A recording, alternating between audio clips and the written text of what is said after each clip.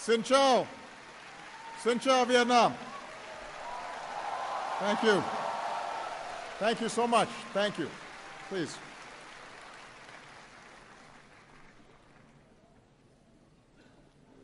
To the government and the people of Vietnam, thank you for this very warm welcome and the hospitality that you've shown me on this visit. And thank all of you for being here today.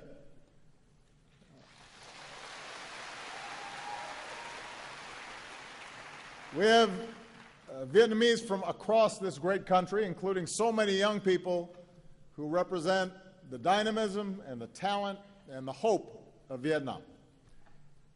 On this visit, my heart has been touched by the kindness for which the Vietnamese people are known. And the many people who've been lining the streets, smiling and waving, I feel the friendship between our peoples. Last night, I visited the old quarter here in Hanoi and enjoyed some outstanding Vietnamese food, tried some bún cha.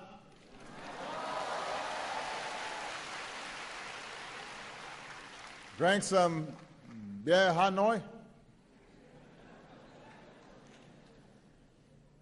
But I have to say, the busy streets of this city, I've never seen so many motorbikes in my life. So I haven't had to try to cross the street so far, but maybe when I come back and visit, you can tell me how. I am not the first American president to come to Vietnam in recent times, but I am the first, like so many of you, who came of age after the war between our countries. When the last U.S. forces left Vietnam, I was just 13 years old. So my first exposure to Vietnam and the Vietnamese people came when I was growing up in Hawaii, with its proud Vietnamese-American community there. At the same time, many people in this country are much younger than me. Like my two daughters, many of you have lived your whole lives knowing only one thing, and that is peace and normalized relations between Vietnam and the United States. So I come here mindful of the past, mindful of our difficult history, but focused on the future, the prosperity, security, and human dignity that we can advance together. I also come here with a deep respect for Vietnam's ancient heritage. For millennia, farmers have tended these lands, history revealed in the Dong Shun drums. At this bend in the river, Hanoi has endured for more than 1,000 years. The world came to treasure Vietnamese silks and paintings, and a great temple of literature stands as a testament to your pursuit of knowledge. And yet, over the centuries, your fate was too often dictated by others. Your beloved land was not always your own. But like bamboo, the unbroken spirit of the Vietnamese people was captured by Ly Chong Kiet. The Southern Emperor rules the southern land. Our destiny is writ in heaven's book. So today, we also remember the longer history between Vietnamese and Americans that is too often overlooked. More than 200 years ago, when our founding fathers, Thomas Jefferson, sought rice for his farm, he looked to the rice of Vietnam, which he said had the reputation of being whitest to the eye, best flavored to the taste, and most productive. And soon after, American trade ships arrived in your ports seeking commerce. During the Second World War, Americans came here to support your struggle against occupation. When American pilots were shot down, the Vietnamese people helped rescue them. And on the day that Vietnam declared its independence, crowds took to the streets of this city, and Ho Chi Minh evoked the American Declaration of Independence. He said, all people are created equal. The Creator has endowed them with inviolable rights. Among these rights are the right to life, the right to liberty, and the right to pursuit of happiness. In another time, the profession of these shared ideals and our common story of throwing off colonialism might have brought us closer together sooner. but instead Cold War rivalries and fears of communism pulled us into conflict. Like other conflicts throughout human history, we learned once more a bitter truth, that war, no matter what our intentions may be, brings suffering and tragedy. At your war memorial, not far from here, and with family altars across this country, you remember some 3 million Vietnamese soldiers and civilians on both sides who lost their lives. At our memorial wall in Washington, we can touch the names of 58,315 Americans who gave their lives in the conflict. In both our countries, our veterans and families of the fallen still ache for the friends and loved ones that they lost. Just as we learned in America that even if we disagree about a war, we must always honor those who serve and welcome them home with the respect they deserve, we can join together today, Vietnamese and Americans, and acknowledge the pain and the sacrifices on both sides. More recently, over the past 2 decades, Vietnam has achieved enormous progress, and today the world can see the strides that you have made. With economic reforms and trade agreements, including with the United States, you have entered the global economy, selling your goods around the world. More foreign investment is coming in, and with one of the fastest growing economies in Asia, Vietnam has moved up to become a middle-income nation. We see Vietnam's progress in the skyscrapers and high-rises of Hanoi and Ho Chi Minh City, new shopping malls and urban centers. We see it in the satellites Vietnam puts into space and a new generation that is online, launching startups and running new ventures. We see it in the tens of millions of Vietnamese connected on Facebook and Instagram. And you're not just posting selfies, although I hear you do that a lot. And so far, there have been a number of people who have already asked me for selfies. You're also raising your voices for causes that you care about, like saving the old trees of Hanoi. So all this dynamism has delivered real progress in people's lives. Here in Vietnam, you've dramatically reduced extreme poverty, you've boosted family incomes, and lifted millions into a fast-growing middle class. Hunger, disease, child and maternal mortality are all down. The number of people with clean drinking water and electricity, the number of boys and girls in school, and your literacy rate, these are all up.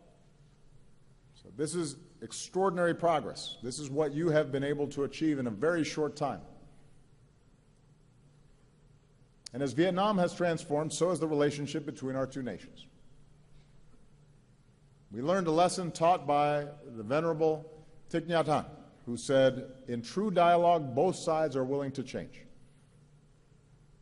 In this way, the very war that had divided us became a source for healing. It allowed us to account for the missing and finally bring them home. It allowed us to help remove landmines and unexploded bombs, because no child should ever lose a leg just playing outside.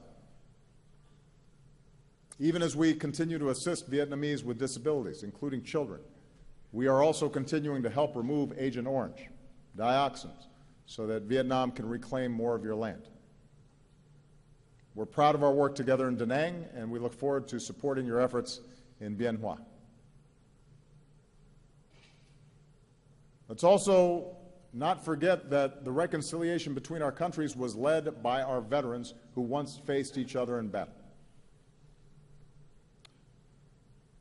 Think of Senator John McCain, who was held for years here as a prisoner of war. Meeting General Zat, who said our countries should not be enemies but friends. Think of all the veterans, Vietnamese and American, who've helped us heal and build new ties. Few have done more in this regard over the years than a former Navy lieutenant and now Secretary of State for the United States, John Kerry, who is here today, and On behalf of all of us, John, we thank you for your extraordinary efforts.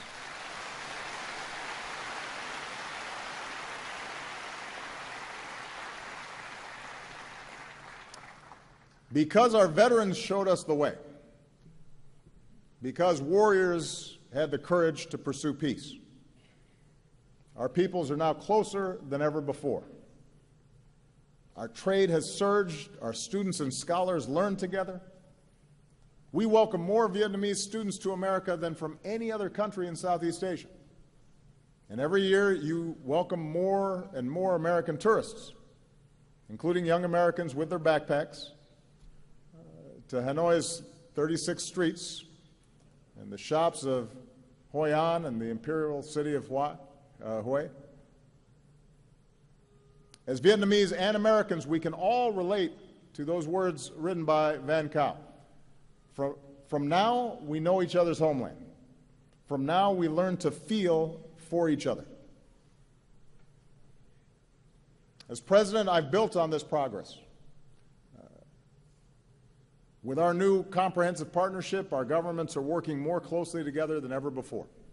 And with this visit, we've put our relationship on a firmer footing for decades to come. In a sense, the long story between our two nations that began with Thomas Jefferson more than 2 centuries ago has now come full circle.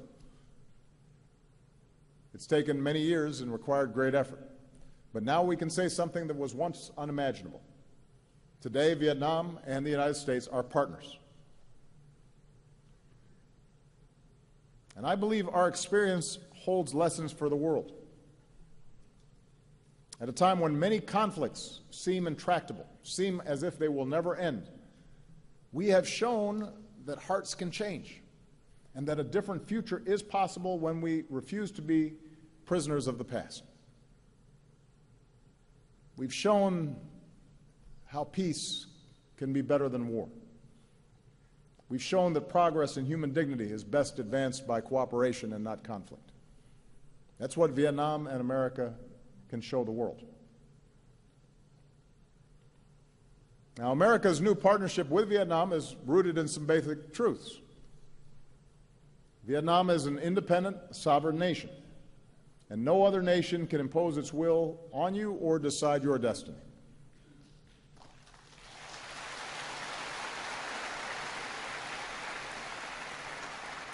Now, the United States has an interest here. We have an interest in Vietnam's success.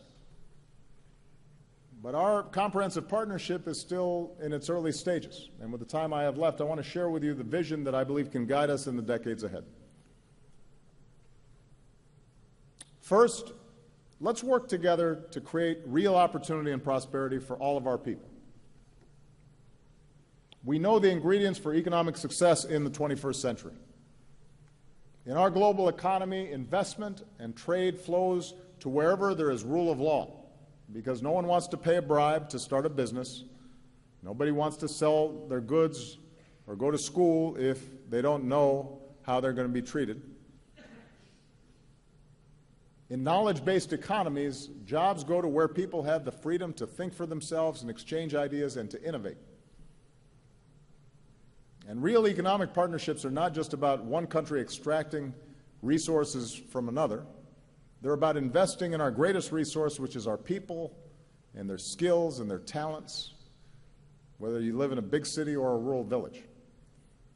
And that's the kind of partnership that America offers. As I announced yesterday, the Peace Corps will come to Vietnam for the first time with a focus on teaching English. And a generation after young Americans came here to fight, a new generation of Americans are going to come here to teach and build and deepen the friendships between us.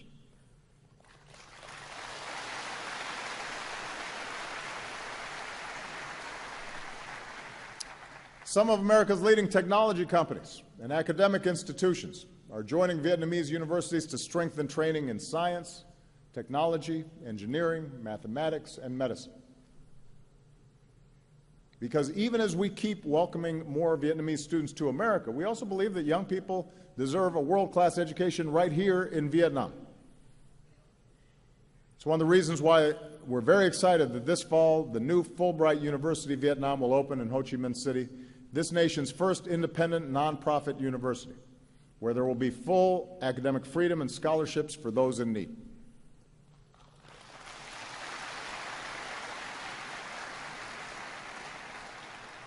Students, scholars, researchers will focus on public policy and management and business, on engineering and computer science, and liberal arts. Everything from the poetry of Nguyen Zu to the philosophy of Fan Chu Ching to the mathematics of No Bao Cho.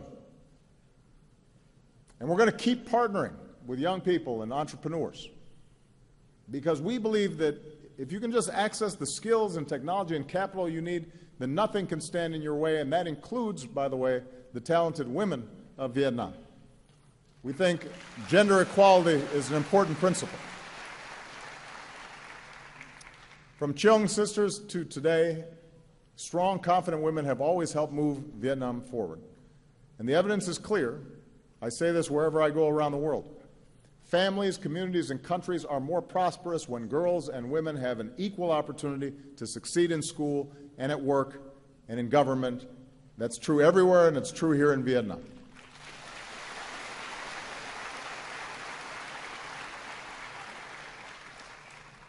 We'll keep working to unleash the full potential of your economy with the Trans-Pacific Partnership. Now, here in Vietnam, TPP will let you sell more of your products to the world, and it will attract new investment. TPP will require reforms to protect workers and rule of law and intellectual property. And the United States is ready to assist Vietnam as it works to fully implement its commitments. I want you to know that as President of the United States, I strongly support TPP because you'll also be able to buy more of our goods, made in America. Moreover, I support TPP because of its important strategic benefits. Vietnam will be less dependent on any one trading partner and enjoy broader ties with more partners, including the United States.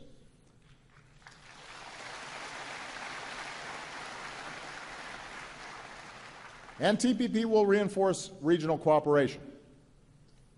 It will help address economic inequality and will advance human rights with higher wages and safer working conditions. For the first time here in Vietnam, the right to form independent labor unions and prohibitions against forced labor and child labor. And it has the strongest environmental protections and the strongest anti-corruption standards of any trade agreement in history. That's the future TPP offers for all of us, because all of us, the United States, Vietnam, and the other signatories, will have to abide by these rules that we have shaped together. That's the future that is available to all of us. So we now have to get it done for the sake of our economic prosperity and our national security. This brings me to the second area where we can work together, and that is ensuring our mutual security. With this visit, we've agreed to elevate our security cooperation and build more trust between our men and women in uniform. We'll continue to offer training and equipment to your Coast Guard to enhance Vietnam's maritime capabilities. We will partner to deliver humanitarian aid in times of disaster. With the announcement I made yesterday to fully lift the ban on defense sales, Vietnam will have greater access to the military equipment you need to ensure your security. And the United States is demonstrating our commitment to fully normalize our relationship with Vietnam.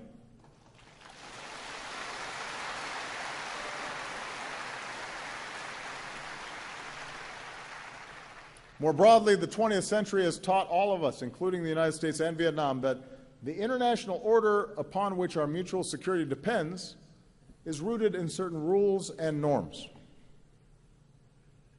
Nations are sovereign, and no matter how large or small a nation may be, its sovereignty should be respected, and its territory should not be violated. Big nations should not bully smaller ones. Disputes should be resolved peacefully.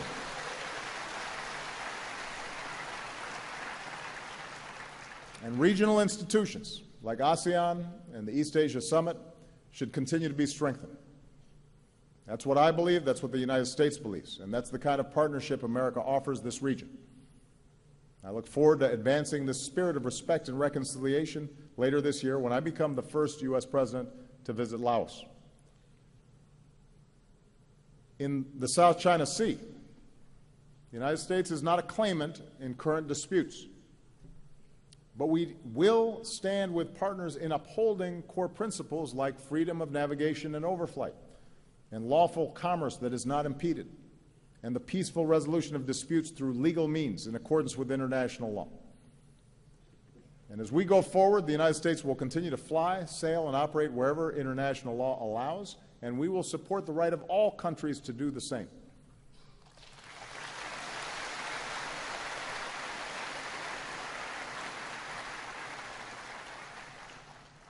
Now, even as we cooperate more closely in the areas I've described, our partnership includes a third element: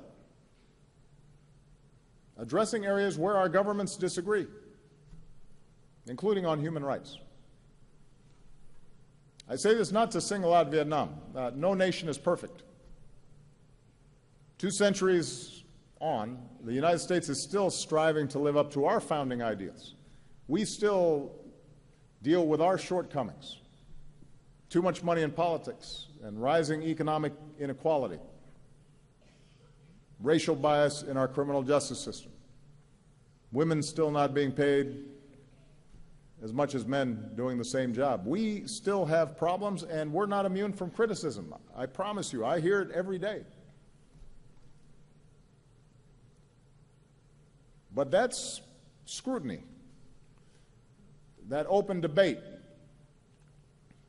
confronting our imperfections and allowing everybody to have their say, has helped us grow stronger and more prosperous and more just. So I've said this before: the United States does not seek to impose our form of government on Vietnam.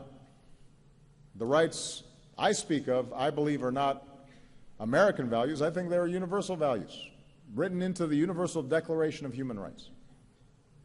They're written into the Vietnamese Constitution, which states that citizens have the right to freedom of speech and freedom of the press, and have the right of access to information, the right to assembly, the right to association, and the right to demonstrate. That's in the Vietnamese Constitution.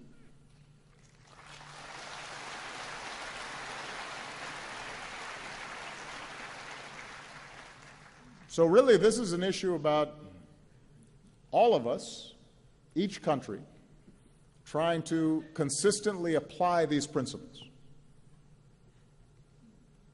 making sure that we, those of us in government, are being true to these ideals. In recent years, Vietnam has made some progress. Vietnam's committed to bringing its laws in line with its new constitution and with international norms. Under recently passed laws, the government will disclose more of its budget, and the public will have the right to access more information. And as I said, Vietnam has committed to economic and labor reforms under the TPP. So these are all positive steps. And ultimately, the future of Vietnam will be decided by the people of Vietnam. Every country will chart its own path, and our two nations have different traditions and different political systems and different cultures. But as a friend of Vietnam, allow me to share my view, why I believe nations are more successful when universal rights are upheld. When there's freedom of expression and freedom of speech, and when people can share ideas and access the internet and social media without restriction, that fuels the innovation economies need to thrive. That's where new ideas happen. That's how a Facebook starts. That's how some of our greatest companies began. Because somebody had a new idea that was different, and they were able to share it. When there's freedom of the press, when journalists and bloggers are able to shine a light on injustice or abuse, that holds officials accountable and builds public confidence that the system works. When candidates can run for office and campaign freely, and voters can choose their own leaders in free and fair elections, it makes the countries more stable because citizens know that their voices count and that peaceful change is possible. And it brings new people into the system. When there's freedom of religion, it not only allows people to fully express the love and compassion that are at the heart of all great religions, but it allows faith groups to serve their own communities through schools and hospitals and care for the poor and the vulnerable. And when there's freedom of assembly and citizens are free to organize in civil society, then countries can better address challenges that government sometimes cannot solve by itself. So it is my view that upholding these rights is not a threat to stability, but actually reinforces stability and is the foundation of progress. After all, it was a yearning for these very rights that inspired people around the world, including Vietnam, to throw off colonialism. And I believe that upholding these rights is the fullest expression of the independence that so many cherish, including here, in a nation that proclaims itself to be of the people, by the people, and for the people. Vietnam will do it differently than the United States does. And each of us will do it differently from many other countries around the world. But there are these basic principles that I think we all have to try to work on and improve. And I say this as somebody who's about to leave office. So I have the benefit of almost 8 years now of reflecting on how our system has worked and interacting with countries around the world who are constantly trying to improve their systems as well. Now, finally, our partnership, I think, can meet global challenges that no nation can solve by itself. If we're going to ensure the health of our people and the beauty of our planet, then development has to be sustainable. Natural wonders like Ha Long Bay and Sundong Cave have to be preserved for our children and our grandchildren. Rising seas threaten the coasts and waterways on which so many Vietnamese depend. And so, as partners in the fight against climate change, we need to fulfill the commitments we made in Paris, and we need to help farmers and villages and people who depend on fishing to adapt and to bring more clean energy to places like the Mekong Delta. This is a rice bowl of the world that we need to feed future generations. And we can save lives beyond our borders. By helping other countries strengthen, for example, their health systems, we can prevent outbreaks of disease from becoming epidemics that threaten all of us. And as Vietnam deepens its commitment to UN peacekeeping, the United States is proud to help train your peacekeepers. And what a truly remarkable thing that is. Our two nations that once fought each other now standing together and helping others achieve peace as well. So in addition to our bilateral relationship, our partnership also allows us to help shape the international environment in ways that are positive. Now, fully realizing the vision that I've described today is not going to happen overnight, and it is not inevitable. There may be stumbles and setbacks along the way. There are going to be times where there are misunderstandings. It will take sustained effort and true dialogue where both sides continue to change. But considering all the history and hurdles that we've already overcome, I stand before you today very optimistic about our future together.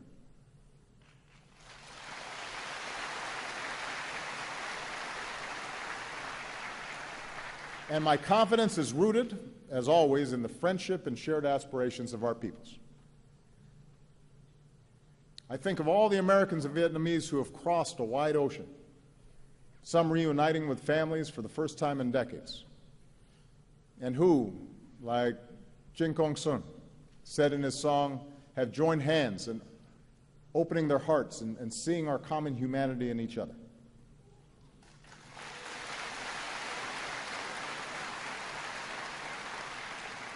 I think of all the Vietnamese Americans who've succeeded in every walk of life: doctors, journalists, judges, public servants. One of them, who was born here, wrote me a letter and said, "By God's grace, I've been able to live the American dream. I'm very proud to be an American, but also very proud to be Vietnamese." And today he's here.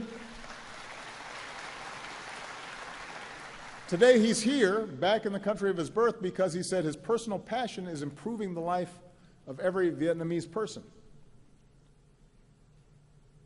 I think of a new generation of Vietnamese, so many of you, so many of the young people who are here, who are ready to make your mark on the world. And I want to say to all the young people listening, your talent, your drive, your dreams, in those things Vietnam has everything it needs to thrive. And your destiny is in your hands.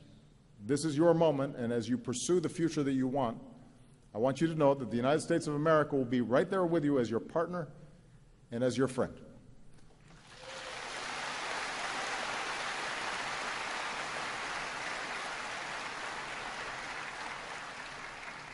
And many years from now, when even more Vietnamese and Americans are studying with each other, innovating and doing business with each other, standing up for our security and promoting human rights and protecting our planet with each other, I hope you think back to this moment and draw hope from the vision that I've offered today. Or, if I can say it another way, in words that you know well from the tale of Kyo, please take from me this token of trust so we can embark upon our 100-year journey together. Kamun Chakban. Thank you very much. Thank you, Vietnam. Thank you.